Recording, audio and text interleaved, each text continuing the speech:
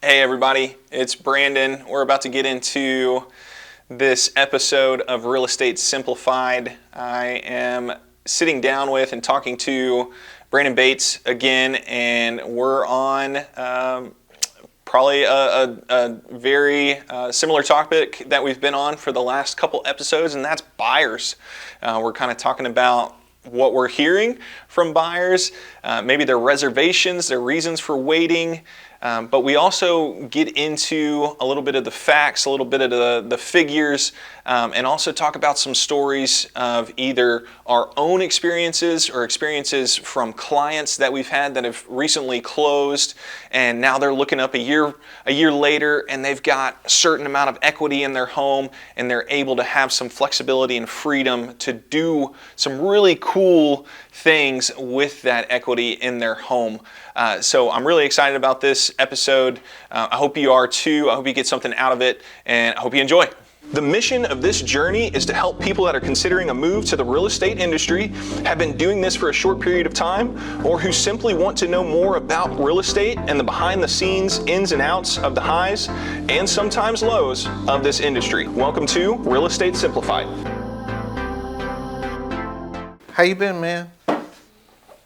It's been good. Surviving. Selling real estate, right? Trying. Calling people. Hearing about people's lives. Hearing about people's lives. So the way the market is right now, everybody is really concerned about losing value of their houses and being underwater. Yeah, depreciation. Yeah. Especially a lot of people that even bought in the last 2 years. Right. And a lot of them are first-time buyers. Yeah. So this is my theory. Yes, things may go to a place where they get underwater for a minute. Sure. But it's There's like, dips. yeah, but it's like I bought some Bitcoin the other day. And I did. I bought some Ethereum. It went down. Went down. But I know that it's going to go back up. It'll probably go down a little bit more before it goes back up. But yes, it'll go back up. You know what I'm saying? 100%. Yeah, like a year from now or something like that, I'll be like, It's the currency of the future. I do agree. Right. Yes. You know what I'm saying? Yeah. So it's like, if I had $19,000 right now, I think I'd buy me a Bitcoin. No, you know what I'm saying? Because it was at 63. Yeah. And everybody's like, what the heck? Yeah. You know what I'm saying? For So sure. houses are definitely 100% on that. So with that being said, Yeah. people always want to be like, well, I'm not going to buy a house because it might turn up. But when you look historically, every single recession, at the end of the recession, property values were up. Absolutely. Yeah, absolutely. Well, and I think that's a good point, too, especially for anybody thinking about getting into real estate, investing in real estate, whether it's a primary residence or an investment. They want to start building a portfolio, right? Now and even probably in the next 6 months, is a great time to start to really flex those investment muscles or purchasing muscles, especially if you have been smart with your finances up until this point. Because we are in or definitely heading towards... It depends on who you talk to. So right. Me, I would go ahead and be more pessimistic and say, we're in... hey guys, we're in a recession. Like, I know midterms are coming up, but we're in a recession. Midterm what? Vote. Vote. Election. Yeah. So, It was like, it's gotta be is there an exam? Yeah. Vote for me. No, we're not in a recession. Right. We're in a recession. We are in a recession. Facts are facts. Yeah. Well, I guess you can fudge numbers, but they're there. Right. But that's when people make their money. That's when people get rich. That's when people... Wait a minute. Say that again. That's when people make money. Is when we're in a recession. So when things are starting to go down, when people are scared, when people sell their stocks, if you're smart with your finances, if you have saved up, kind of the rainy day fund, or a little bit more than that, this is a golden hour for people to really begin to build a legacy, begin to build. And again, it might not just be the legacy building. It might be, this is a great opportunity to buy that first home. Right. Because the prices are dipping a Right. little bit. Again, we kind of talk about nationally, they're dipping a lot more. because we always have to talk about that, right? More national versus local. Right.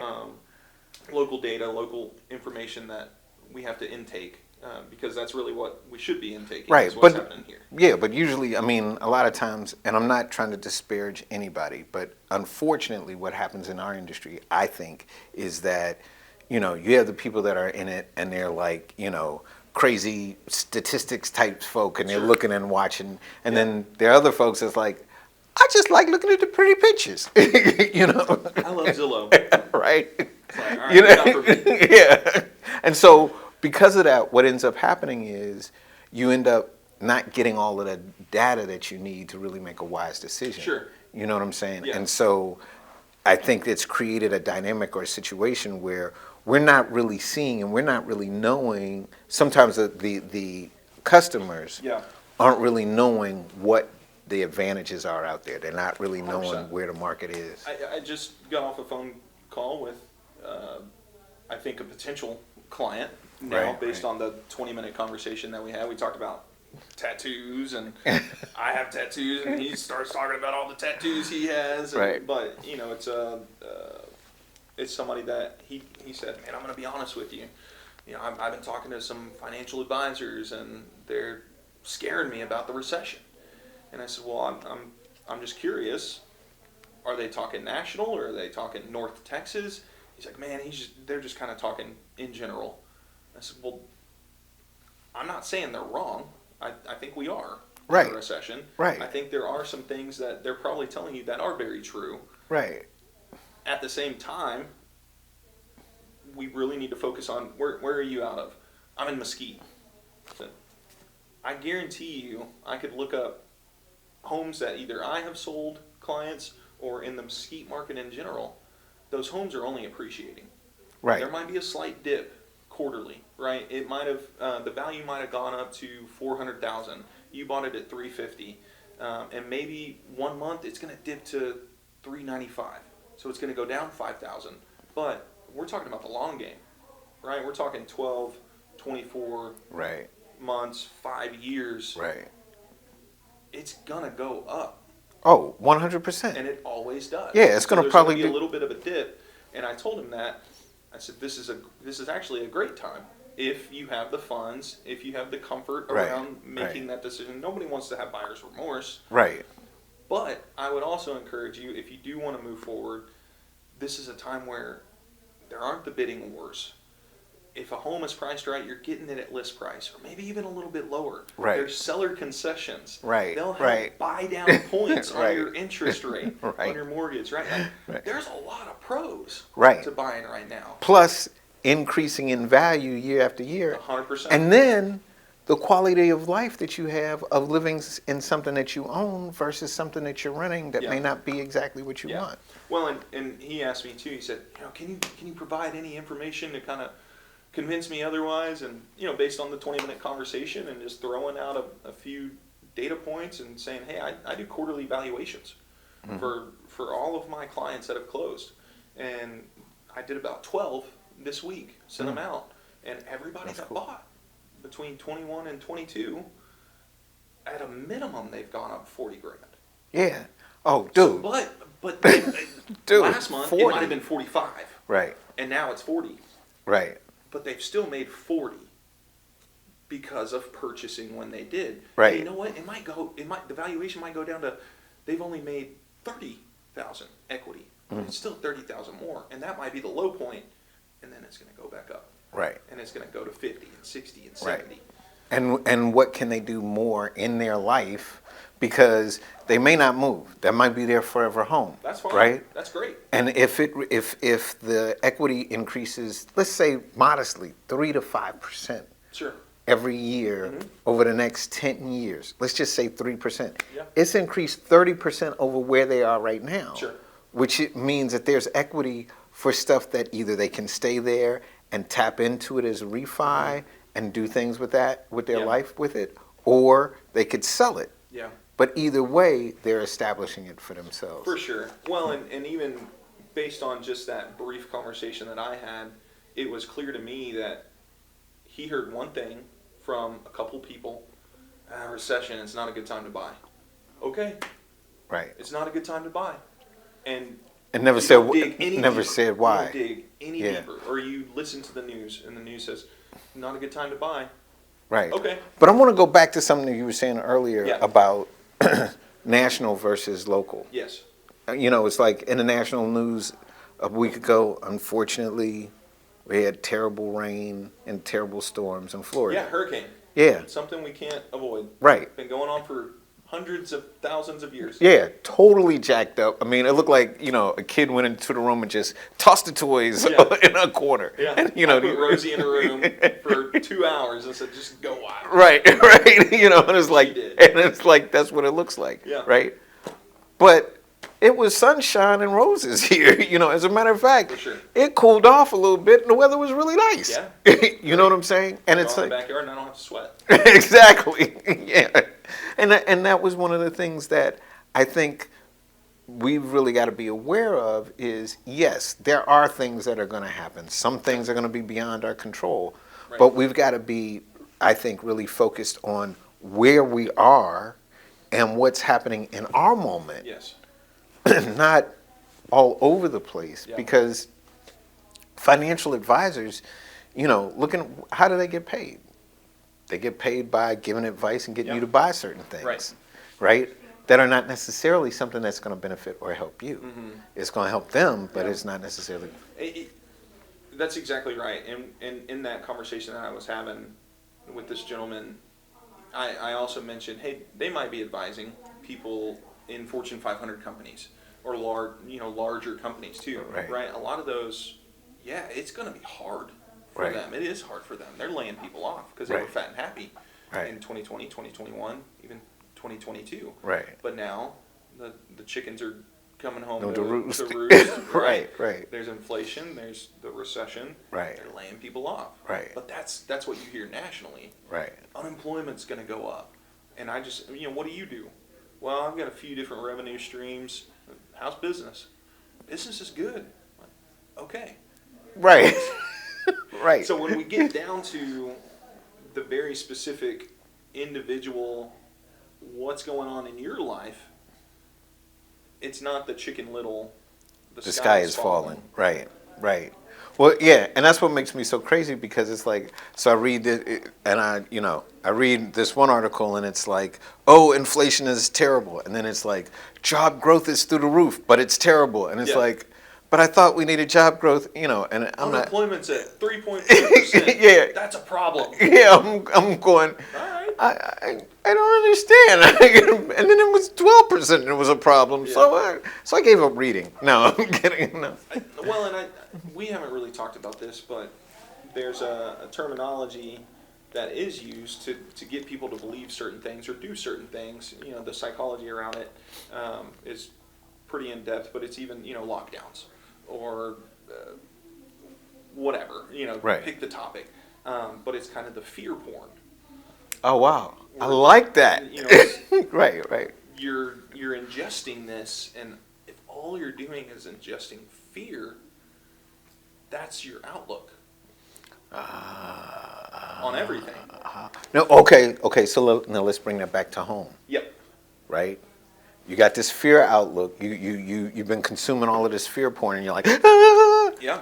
And then it's time to think about getting a home. What happens? You can't pull the trigger. Because of all the fear, because of all these doubts that people have been broadcasting to you on news, social media. Right. Your buddies, right. Your friends, people at church, right. Whatever, because they're digesting it too. Yeah, like the thing of go out and buy your MRE meals because there's going to be a food shortage because there's going to be, Hey, we got our survival kit. Right. It's like we can make it for like 6 months. I think right now. That was more of my wife's doing, but I'm like, all right, whatever. But it's like a couple $100. But the question is, what did you get, dude? Because you could get all stopped up by, getting the wrong stuff. It's like getting all of that cheese and crackers, It's like our stuff's all organic. We're good. There's no BPA in our cans. But it's like, doesn't organic spoil? Anyway, no, but I mean, it's not cooked yet. We're fine. I'm joking, but But my point is it's like there's always something about something, Always. right? If you let there be. Right. There's always going to be something that you can. There's hiccups. Even thinking about renting, continuing to rent versus buying your first home. Okay, go there. Right. There's kind of some comfort in renting because you're not locked in forever. Right. And that's kind of something that I hear. You might be hearing. Well, they only increase my rent $100 a month. Right. I don't have to move again. Right. Okay. So what's your concern about buying a home? Well, property taxes. Okay. Mm-hmm. Property. That's understandable. Mm-hmm. Do you know how much the property taxes would be or what the tax rate is? No, but I know that I'd have to pay taxes and my mortgage. Well, do you know what your mortgage would be? No. Okay, so you haven't gotten pre-qualified to even understand what your payments what would we're be, talking about, right? how much you can afford. Right, But right. you're comfortable, and we've kind of talked about the complacency. Mm-hmm. But you're comfortable living in this world that's okay. It's not hard in a sense. I'll just keep renting for $2,000 a month or $2,500 a month, even though you have no clue how much it would cost for you to own something that your name is on. Right. Right. This is your property. Right. This is Brandon Kayla's. Right. Right. And maybe my mortgage is even the same as what my rent was. Mm-hmm. You're building equity. Right. You have ownership in Right. something, and once you get past the surface of that conversation, well, I had a family friend that I was talking to. They want to buy a house, but they're going to wait, and the main reason is they only increase their rent $100 a month, and they're saying, well, and some other people in my building, they increased it like $300 or $400 a month, so I feel good about them increasing it $100 a month.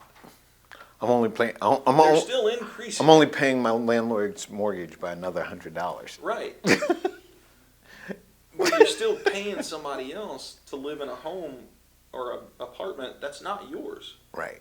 So yeah, you get in this fear mindset, and it's kind of the fear of the unknown.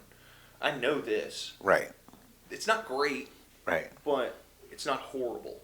Right, and I know I can afford this. I can afford the $2,000 a month or $2,500 a month. Some people are paying $3-4 grand a month for rent, and they're okay with that. Mm-hmm. And I think in some seasons of life, like maybe that does make sense. You're trying to build your credit, or Right. But I think we hear from a lot of people, well, I'm trying to save up money. I need to do 10% down. I need to do 20% down, and I just have to ask them where they're getting that information from. Because even the gentleman that I was talking to, he said, man, I'm just trying to save up 10% for the down payment. And I said, honestly, why? Why do you even need to save up 10? I don't know. I feel like in my head, that's just kind of the threshold. Right. Said, well, this is the first home you're buying, right? Yeah. You can put down 3.5%. Some places have programs of 0% down. Yeah, your interest might be higher, or Right. There's nothing in life is free. Right. There's a lot of. Well, it's not free, Yeah. but it's definitely not free. But Yeah. the thing is it gets you into a spot. Right. You And know. you stop renting. Right. And all that money that you're paying in rent, you pay towards your mortgage, Right. your Right. home. Right. So And the advantages of having your home is you're building wealth for your family. yeah, It's like yes, when you're renting, you're contributing to the wealth of Yeah. somebody else.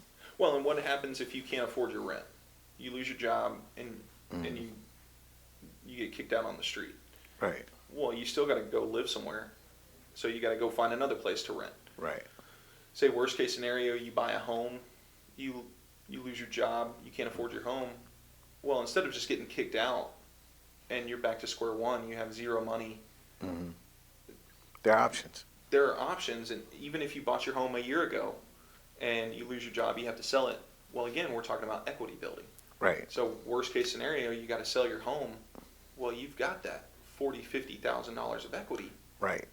That can now be a nest egg, and if you need to go back to So- renting, right. or you need to Or buy some downsize, smaller. Right. Yeah. Right. You have that. You have that leverage. You have Well, that power. You know, it's like there's a verse out of the Bible to whom, you know, he who has will be given more, right? Sure. And I'm like, that's not fair. Yeah. Hey, But give me 3 talents. yeah, right. Don't give me one because I'm going to bury it in the ground and I'm going to mess this thing up. Right. But this is what's so crazy. Yeah. So now today, interest rates are about 6-7%. Sure. Right. For just a normal. Which we need to talk about buy down programs. Right. We can talk about that a little bit. Right. I was just with talking to somebody over at Texas Credit Union. Mm-hmm. Their jumbo loans are 5%. So it's like these are people who already have money. No, you know. Yeah. And they're 2%. And we're talking about jumbo loan for some that don't know what that is. I mean, that's over like $600,000. Yep. It's like I think 654 or something like that. Yeah. To where you're required to do a jumbo loan. Right. And this is what's so crazy is it's about $400 difference between buying. Bruh. Sorry. Was that a Hold on, commercial? hold on Is a this our second. commercial break? Hey, babe, let me call you right back. All right, love you. Bye. Dang. Oh, sorry. See what I got to deal with? You make me go on airplane mode, and you got your stuff on loud. I forgot. Well, hers comes through no matter what. So, which anyway, yeah. I don't think my phone has that. Yeah. It's like, so. Well, this is what I was going to say. So, 5%. 5% if you have a jumbo loan. Mm-hmm. So the difference between buying a house at $650 or a house at $750,000 is only $400. Yeah. Well, and how much you're putting down, but the loan amount. In the loan amount, right? Yeah. So in that $400 difference, when you're playing at that level, I mean, you're getting $100,000 worth of equity off the bat. Right. Right? And then if it's appreciating 3 to 5% every day. Yeah. I mean every year. Yeah. You know, at 3%, in 5 years you got 15%. You got another what? Almost 15 grand. Sure. Just from living in the house. Yep. You know, and that's why I like to send out those valuations too to clients that have closed. Any client that's closed, and kind of remind them, and that could come up in conversation when they're at church or a restaurant, wherever, at a dinner party, right? Hanging out with their friends and saying, "Man, my realtor sent me the valuation of my home that I bought last year. I bought it for $350, and now it's valued at $425." Right. And that could be the difference in those renters. It's just those tangible. They don't have the tangible. They just keep hearing intangible pie in the sky. It's a bad time to buy. Right. Don't stop renting. Right. Stay where you're at. Right. Don't risk it. Be safe. Yeah. Yeah. So okay. So let's talk about. You said the buy down. What is a buy down? Yeah. I mean, we could probably go knock on that door right there and say, "Hey, mortgage specialist, tell us about the buy down." But it's a program that isn't new, but they're starting to roll it out more right now, where essentially you can do a 1, 2, or 3 year buy down program, where your interest rate is going to be lower when you initially set up the mortgage and close on the house, and then if you do a 2-year one, the first year it'll be, let's call it 5%, and then if you were technically locked in at a 6.5% interest rate, that second year it would jump up to 6.5%. You can refinance at any time with no penalties during that buy down program period. So say you did a 3-year and you start out at 5% for the first year. Second year it goes to 5.5. Third year it goes to 6.25 or 7, whatever it is right now. Well, after 2 years, if you wanted to refinance because rates are now back down to 5, I'm not going to say back down to 3, right? But they might go down to 4. Maybe. Like you got your credit together. And maybe you can buy down some points. Right. But you got a perfect credit score now. Right. But let's say rates are 4.5, 5. you can refinance at any time, and you never get up to that 6.5% interest rate, and there's no penalties. Wow. So lenders are making it. Some lenders that have qualifying programs and are approved to do so are making it easier to lock in, quote unquote, lock in a lower rate for a certain period of time, instead of just being stuck with the current market rate, which is 6.5%, 7%. Yeah, and I think it's going up to 10 or something crazy. It's not going down anytime soon. I think Right. I think that's also a challenge in having conversations with either new clients or clients that we've had for months that have been looking and they're kind of still on the sideline because rates are going up. I'm just going to wait and see. Dude, I don't know what you're waiting for, because it is going to get up to 10. Yeah, yeah. And it's not going to come down for a while. Right. Like, not in 2023. And it's not going to put people underwater either. You know? Well, no. And I mean, the thing is, and I think what everybody's like kind of looking at is in, 2008, 2007, 2008, when everything tanked. It's different though. Yeah, because it was artificial money. I mean, people were giving loans based on nothing. And they weren't fixed rates. Right. They were ARMs, or AMR, adjustable mortgage rate. Right. So they lock them in at 5, and then it jumps to 20. Right. Everything that we're talking about are fixed rates. Right. So if you're locking in 6.5, you're staying at 6.5, unless you want to refinance when rates go down. Right. And it just puts you in a better position all the way around. For sure. Well, and you could buy that property right now, and yeah, it's going to hurt a little bit more than what it did when rates were at 4, because you're getting it locked in at 7. But when they do go down 2-3 years from now, you have however much equity in the home.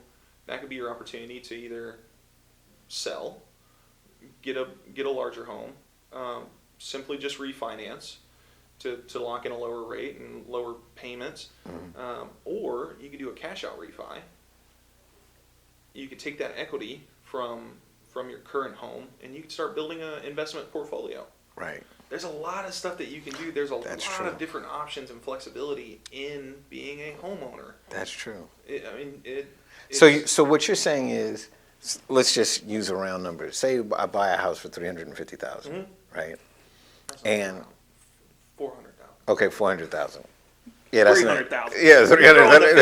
That's gonna mess up my math. It's okay. All right, sorry. 375 for it. No, right? Yeah. So 400,000, right? So it increases. Let's just say it increases by $40,000. Yeah. Right. You could pull that $40,000 out in a year to then put as a down payment on something else. Sure. That then Second home, vacation home, rental property, Yep. Airbnb joint. I mean, there's all kind of stuff that you could do. Absolutely. I mean, one thing that I was thinking about was in this area the PGA has come, right? Yeah. And not too many blocks away from where the PGA is are all of these little townhouses, right? So Airbnb right there. yeah, because Short-term rentals. they're gonna, because once they start doing events, there are gonna be people coming in this area. We're gonna have our own little Augusta. Yeah, I At mean, least a couple times a year. exactly. And I had a friend who lived in Augusta, right? And Yeah. he said he used to, when he grew up, his family would move out of the house. 100%. For like a whole month. Right. Yeah. And, like go on vacation and different stuff like that. And it would be totally paid for. Yeah. And, the other had, and they had a nice house, but. Well, dude, what's crazy though is we have done that with our home in Grand Prairie, Texas. Oh, wow. We set our home up on Airbnb. So when I was in corporate America before starting real estate, I would travel internationally for some jobs, for some training programs that I was facilitating, and I was doing a training in our regional office there in Prague, Czech Republic. So I was going to be there for a week, and what I ended up doing, my wife went with me. So she was there for the full 2 weeks, but we took a week of vacation. Oh, wow. On the front end. So we flew into Switzerland, and we did. Eat all the chocolate and everything. Yeah. Hey, Switzerland's that's expensive. But we did, hike the Swiss Alps. Oh, wow. And paragliding and did that's fun. Austria, and then ended up in Czech Republic. I did my training for the week and then came back. But we set up our house on Airbnb, and the way that I was able to convince my wife to be comfortable with doing that is, well, do you want to go to Europe with me for 2 weeks? I can't afford it. Right. They can pay me to go do these trainings, but my salary's only so much. Right, and you're still in chiropractic school. Right. We can't afford an international ticket. Right. So, in order for us to be able to pay for that, because I think it was like $1,200 or something for her round trip. Right. And she's like, okay, well, here's my list of things we have to do to get the house ready. I said, all right, done. I'll do them. I'll spend the $200. Right. Let's get it done. Right. Keypad on the front door and locks for our closets and right. whatever it was. Just a few minor things. In Grand Prairie, Texas, I hit go live on Airbnb. It was booked for, out of the 14 days, in less than 8 hours, it was booked for 10 of the days. Wow. By one family. Wow. So just that booking of 10 days paid for her flight. Right. And our hotels until we got to Czech Republic, because all that was covered by the company. But then I forgot, because we're traveling, I kept those last 4 days still available. Right. And I got a notification from Airbnb. It's been booked for 2 days. You were like, ching ching. But that was another $400. Right. So you bring up a great point in the flexibility of whether it's short-term rentals, whether it's your primary residence. If it is your primary residence, but you live by the PGA in Frisco, you can leave for a week and rent your place out and make $2,000-$3,000. You can't do that in your apartment. Or you can't do that in your rental home. Right. Because if you do, that's subletting. And if there's some sort of agreement or clause or rule in your that you can't lease, sublet, and your landlord drives by, they're like, "That's not your car." Yeah, and right. Knocks on the door and says, "Where's Brandon?" A Humong family is coming in. Yeah, right. I'm going to the golf tournament. Dude, you're out of here. You're kicked out of your home that you're renting versus this is my property. I can do with it whatever I want to do with it. Right. Exactly. It's great. And I was thinking about something when we were talking about pulling the equity out if you want to. Also, in an example of ours, so we bought our home in 2015 in Grand Prairie for $140,000. Well, now it's worth $340,000, $350,000. When we bought, I think I put down 5%, or maybe it was 3.5% on an FHA. Well, we've built up all this equity. We refinanced, and that PMI went away. See, we don't really talk about that a lot, or a lot of people don't think about that with, well, I want to put down 10%. That's great. You're still going to have private mortgage insurance because you got to have 20% equity. Right. So 10's cool if that's what your heart is set on. Right. It doesn't mean squat. Right. You should really be doing. To the mortgage company. Yeah, you should really be doing 20. Yeah. To Fannie Mae, Freddie Mac. They don't care. Right. You're still going to be slapped with the PMI. Right. But even if you're like, dude, this is the only home that I'm going to buy ever. I can only afford to put down 5%. Great.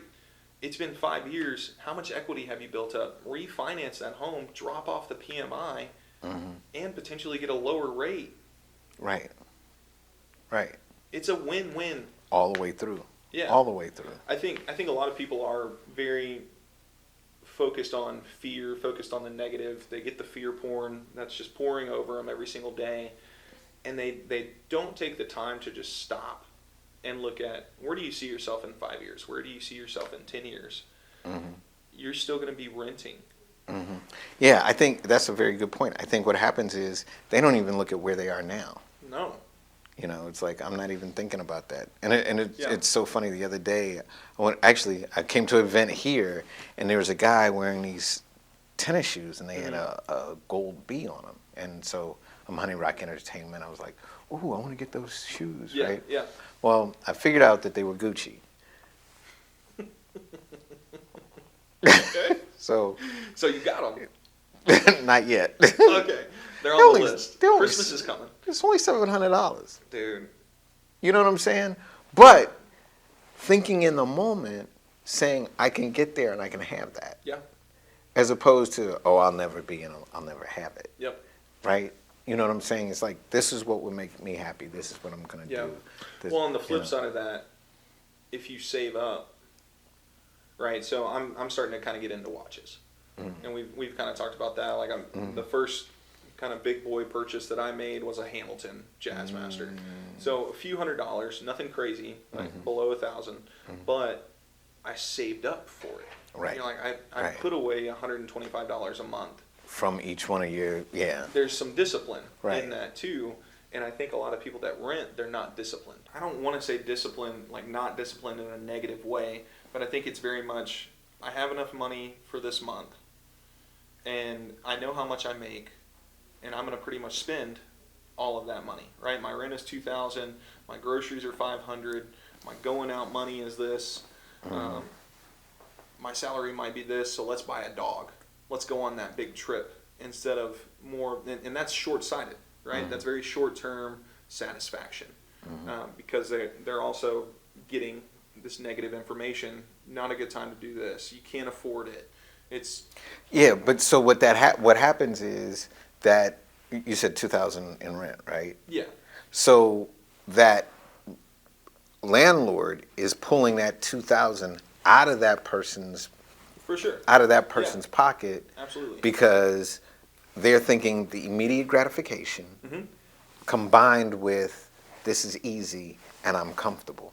Yeah, As opposed to, okay, now you're talking about me being disciplined and thinking long term, and this is not going to be comfortable because agreed. Yeah, I want that little puppy now, or I want to take that Europe trip. I want to, right, I want to do that as opposed to just go to Austin city limits. You know, Hey, ACL is still pretty cool. I've never been. I already feel like I'm too old. But you know what I'm saying. It's like Yeah. as opposed to like just doing something local and Yeah. and stuff like that. That's a little painful. Yeah. Or But getting back to the shoes, you look at it and the price tag. Immediately, you're thinking, "Dang, $700. I can't afford $700, or I don't want to spend $700. That's too much." right, Same as a house. right, That I can't afford a $500,000 house. right. But I did go out and I did buy $150 dunks. Okay, You know? so you still got something to fill the void. Yeah, Like, they're nice. I need some sort of shoes Right, to fill this right, hole in my heart. Right, All right. right. You know, I mean, the 700's coming, but Yeah. But back you to can what save you up, right? I mean, Right. you know, I want a Omega Speedmaster. Mm-hmm.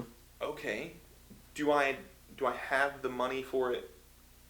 Whatever the purchase is, right? Right. Well, no, I probably don't have 10 grand, 20 grand, 30 grand, $700, $5 grand, whatever it is, right? That just swipe the card and don't worry about it. But I can save up.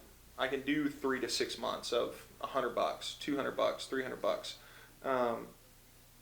And you know, it's that sticker, the sticker price kind of shock, or sticker shock. I think that's part of it too, where they're comfortable paying the $2,000 a month for rent. If you can pay $2,000 a month for rent, you can afford a lot of homes, Yes, you can. like nice homes. Right. If you can afford $2,000 a month in rent, you can afford a $500,000 home, depending on your down payment. Depending on your down and payment. interest rate, but still, you can afford a home. Right. If you're, right. and I think 2,000 is low, especially Yeah. if you're talking about single-family homes in the North Texas area. Yeah, I mean, you can't get any. You can't get. Frisco, I had one in Salina, North Frisco, South Salina. I think the rent was $3,100. Yeah. 4 bed, 2 bath. Yeah, it's like $3,500 is what you're paying. You think your mortgage is going to be more than $3 grand for a $500,000 home? Nah. I mean, I guess your credit is completely shot. But I mean, But well, it's you're 6, talking 7. about even the same. You're price. probably talking about, with 3.5 down, 26, 30, 20, 35 maybe. Yeah, max. Right. Yeah. So you'd be in it. You'd be owning that. Right. And you can rent it out. Right. You can do the Airbnbs, Or in a little for, while you could sell it, or cash out refi, Yep. or all kind of things. Yep. It gives you a lot of options, which gives you more opportunities. So then you can do things to live your best life now, Yeah. as opposed to putting it off till tomorrow. Yeah. You know. Well, and if interest rates are scaring you, you can also buy down points. Right, You can, right. we talk about that in our, Right. our weekly meetings with our Right, group. right. If you really want to lower interest rate because that's your jam, Mm-hmm. you can spend $1,200, $2,000, $3,000, $4,000, $5,000. So especially if you're selling a home Mm-hmm. and you've got some equity and you want to have the same interest rate that you have in your current home that you do in your future home, Mm-hmm. for whatever reason, because you kind of want to keep your payments the same. Right. Buy down the points. Buy down the points. You can right. buy down 2 points. And the irony of, if you buy down the points, they roll that purchase into the loan. Right. So Right. so it's kind of a wash. It's Yeah. it's But like still, I mean, it's the mindset of, wow, interest, it's 7%. right. Okay. But let's go back to what you were talking about earlier about the fear porn and the discipline. Mm-hmm.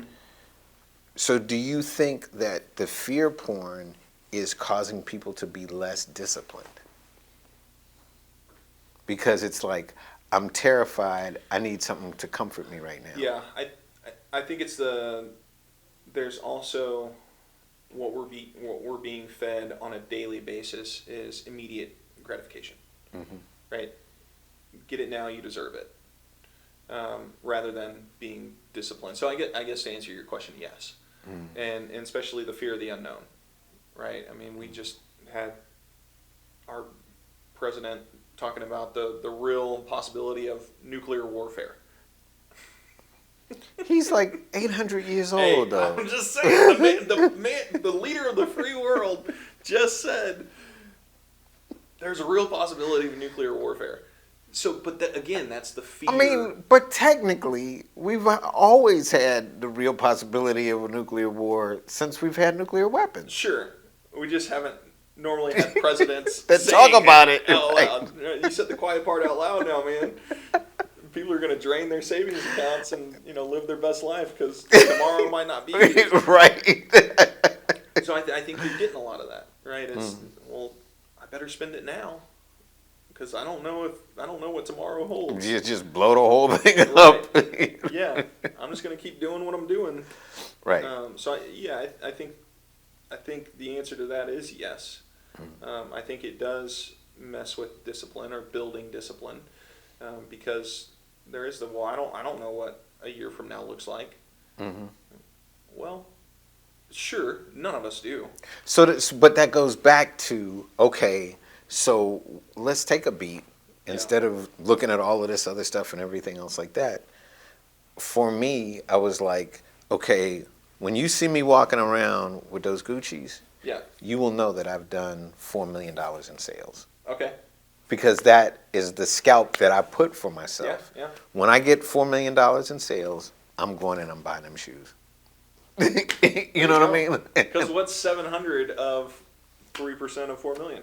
Right. Not that much. No, not at all. There you go. Because you got to put it into perspective. Right. Yeah. Right. And so it's like kind of building for yourself. But I think the most important thing is, especially when we're talking about buying houses, is seeing yourself there.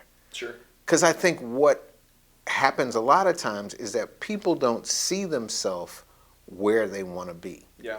Or they see themselves, but they're like, but how am I going to get there? Yeah. I have a client that's a single mom. Mm-hmm. And she's like, well, I want to get a 3-bedroom house with a pool because I want to have a playroom. And I'm like, well, that is possible. Sure. And her budget's like $350,000.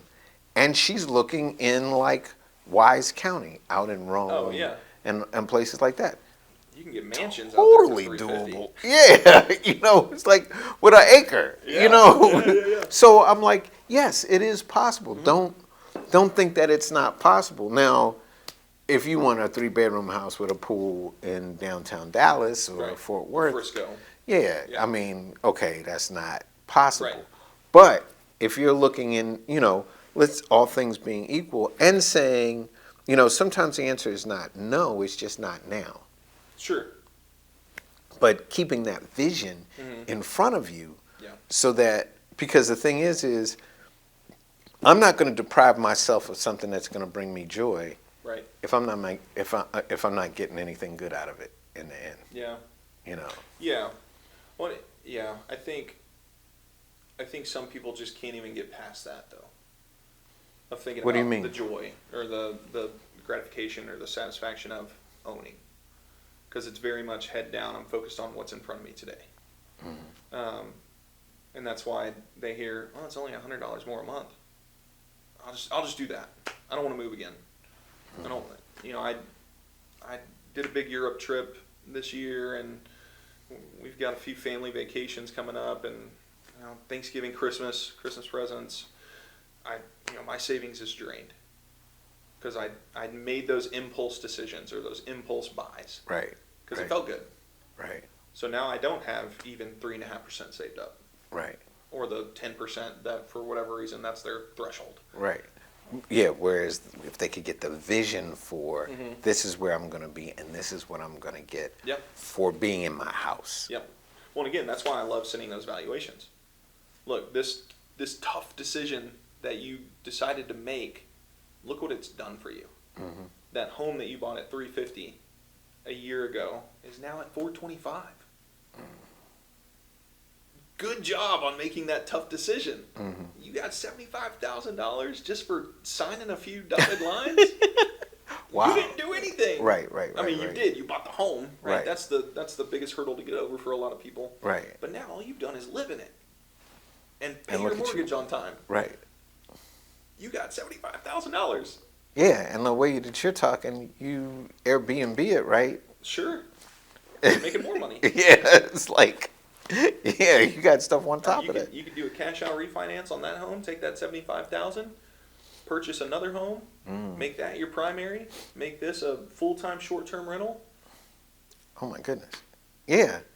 Yeah, because, you look at certain areas, like you look at the area over by Toyota Stadium, for example, Yeah. or by American Airlines Frisco. Stadium. Yeah, in Frisco. Yeah, right off of Main Street. Yeah. Or American Airlines American Airlines Stadium downtown Yep. Dallas. Yep. And you buy a condo that's down there, Sure. 1-bedroom condo down there. Yeah. Oh my goodness. Well, and you're thinking, I'm going to spend $400,000 on a one-bedroom condo, or $500,000 on a one-bedroom condo? Yeah. But you know what you can do renting that out? You can rent it out for $500 a night. Right. And I can show you comps in the area that are renting out Wow. at 90% occupancy rate. Wow. 30, so 90%, 27 days out of 30 days. And if you're getting Wow. 500, times 27 by 500. That's by a lot of 12 money. months. You're telling me that mortgage that you have, how much money you're making, you can't cover that mortgage?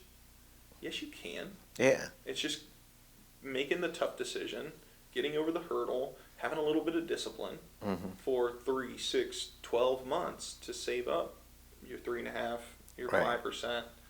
But see, now we're going into another conversation, and that's, I think, we're going into another conversation, and that conversation is a conversation about comfort zone. Sure. Because it's like, I don't want to get out of my comfort zone. Because if I get out of my comfort zone and I'm doing what's not comfortable, I'll feel overwhelmed, and then it freaks me out. Yeah. And it's like, but the thing is overwhelm and discomfort means growth. Because the only way you get big muscles is by overwhelming the current muscles that you have so that they break down. That's what we're trying to do here, Bates. Trying to get some muscles. Nothing but a peanut. Yeah, right? It's like, push 4 more. No. That's it. Let's go. Yeah, I mean, It can be uncomfortable. It definitely can be uncomfortable. And it is odd, because obviously you and I both own.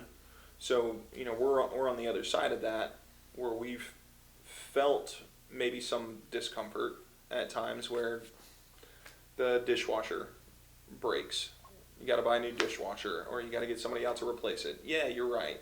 You have to pay that out of pocket because it's your property. I get that. That hurts. Or you did have to save up a little bit of money. But again, I bought a home for $140 and now it's worth $350, and I can either completely sell that home, I can cash out refi, and you know what? I might cash out refi at 6.5%, 7%, but I can move that up to 20% equity, so PMI's gone. I can rent that home out for RAM comps 2,200, 2,300. Mortgage is only 15, so I can make $800 a month for long-term rentals. I could do short-term too, but let's call it $800 a month times 12, $9,600 a year. Still building equity in the home. The value's still going up. I got somebody paying that mortgage. I'm making $800, and you're saying I'm not willing to potentially do that because the AC could break. It's like, that's crazy. But those are those are the things that renters or people that are sitting on the sideline about making that purchase, that home purchase, they're not even allowing themselves to get that far in the mindset. In the mindset of it, right. They're just thinking short term, I can't afford it. Short term rates are 6.5. I'm going to wait for them to go down. Right, but by the time that rate goes down, the price of that same house will go up by 10, 20, 30,000. Well, and that's what I love, is walking through that scenario. All right, the home's $500,000 right now at 6.5%. You say you want to wait. You're going to wait a year. Rates, let's say hypothetically they go down to 4%. Great, your rate's lower. How much is that home worth? Well, now I'm buying it for $575. Right. Or even $550. It's almost identical payments. Right. You 'Cause the home value didn't went up. save anything. So, Yeah. and maybe you're, especially with inflation right now at 9.1%, you're not saving up more money. So maybe your down payment is even less than what it would have been right now. Right. Maybe you do have the 10%. Right. 10% on a $500,000 home, right? You've got 50,000. Right. But say you still had 50,000 saved up. You couldn't save up anymore because of inflation. You didn't get the raise you were expecting, so you still only have 50,000. Now that home is worth 550. You don't have 10% anymore. Right. You got like 8.5. Right. Right. Yeah, you're not getting as much. It's not the same. Right. It's not, these two things are different. So now you're still paying. You might even be paying more. And this is waiting for the interest rate to go down. Right. And this is the conversation that people are not having. No, because there's the initial. Well, I'm going to sit on the sideline. Right. I'm going to wait. And waiting is going to hurt you. Yeah. It's going to hurt you every time. Well, I haven't talked to a lot of people about this, but I'm curious and I'd love to get your thoughts on it. The idea of I'm going to wait until the rate goes down. What if it doesn't? Yeah. You're going to wait for what? Exactly. What if it doesn't? Exactly. And what's your timeline on expecting it to go down? Well, this is the thing. I had an actual. We're not in control of the interest rate. I had a client 2 years ago that interest rates were at 2%. And they were afraid to pull the trigger because what if something happens? And I said, it doesn't matter. If you go into the house now at the rate that we're talking about now, you're going to end up on the upside no matter what happens. Well, I could end up upside down. Yeah, maybe, but probably not. Yeah. And if you're upside down, you're only upside down for a little while. Sure. Because it'll come back around. Yeah. And it's like. Well, yeah, are you trying to do a fix and flip? No, if you're trying to do a fix and flip and it goes down, okay, I understand that. They purchased a new build. They were buying a new build. So they're going to be in it for 5 years. Yeah. At least. Well, they were saying they were going to be in it 10, possibly forever. So it goes down for even 2 years. Yeah, I'm like, you're gonna be good. Yeah. But the thing, I think the challenge became not understanding the dynamic of there's going to constantly be increase in owning the property. The equity bill. Right. Yeah, and the value of the it's home. like thinking, oh, I could lose this. Because, like you say, fear porn. I have seen articles starting to come out of, oh, home buyers are going to be upside down soon. And it's like, yeah, but no. You know, Well, and even if you buy a home as an investment property, and you're upside down on the mortgage, the loan is more than what the home's worth, right? Right. That's upside down. right, But you're using it for a very specific purpose in generating revenue. So say it goes down 10% value of the home, but you're not trying to sell it. right, So why do you care right, if the value of the home goes down? You made a decision to purchase it based on it being a short-term rental property. right, You're focused on the revenue that you're generating. right. Hey there again.